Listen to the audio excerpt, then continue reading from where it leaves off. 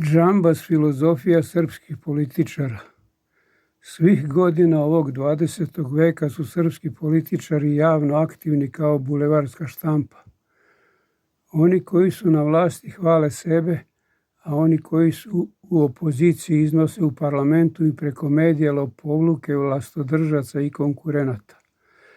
Vlastodržci zadnjih 70 godina su imali sve moguće uslove za kultivisanje naroda. A kako su ga kultivisali, vidite se sami. Opozicija ne sme pravdati da joj nije pod kontrolom obrazovni sistem države.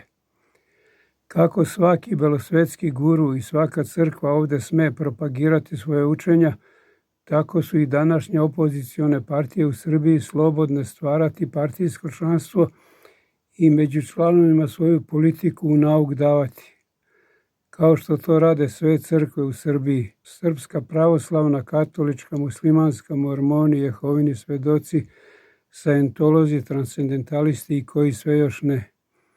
Imaju šta da kažu i to govore, propovedaju.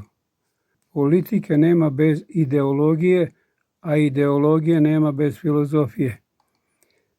Pošto srpske političke partije nemaju filozofije, shvatanje univerzuma i čovjeka u njemu, to nemaju ni ideologije, pa im se politike svode na oteraj, proteraj, izmanipuliši, ocrni, omalovaži političke protivnike.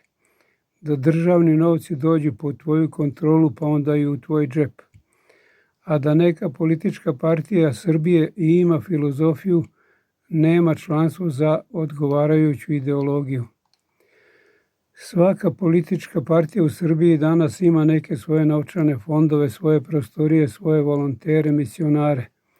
Ali nijedno nema šta korisno da propoveda, osim onog što tračaju kao youtuberi, pa zato kao totalni politički diletanti svoje šanse na političkoj sceni Srbije grade samo na broju i težini podataka koji su za špijunsko-kriminalne romane.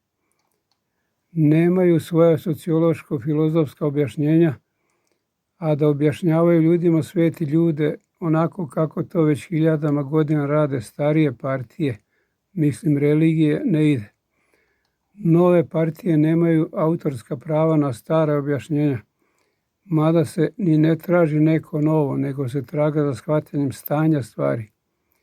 Tu nisu toliko jaki kao što su jaki oko traganja za srpskim novcima, to jest oko srpskog kriminala. Tako stoji zapisano, dokumentovano da su političke partije Srbije zadnje 3 decenije pobeđivale ili prevarama na glasanjima ili obećanjima.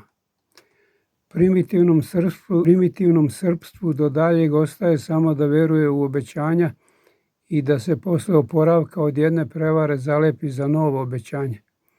Dok ne padnemo dotle da narod više neće biti prevaren, jer neće ostati ništa da mu se obeća.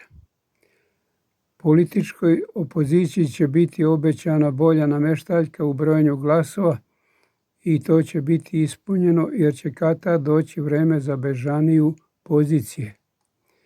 Jedina srpska društvena politička šansa za izlazak iz kanalizacije jeste partija Uzorne Srbije sa mojim programom i mnome kao predsjednikom države. Obećavam vam diktaturu od 6 meseci dok vas uvedem u red, pa ćete posle moći i bez mene u budućnost.